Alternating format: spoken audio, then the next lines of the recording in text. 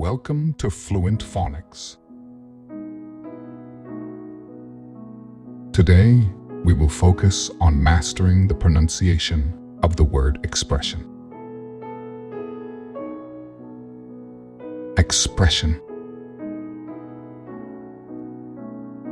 Expression. Expression.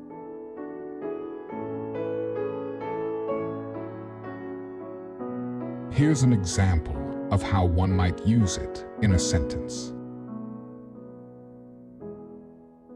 Her facial expression showed her excitement as she opened the gift. Expression refers to the way someone conveys their thoughts, feelings, or emotions, typically through words, gestures, or facial expressions.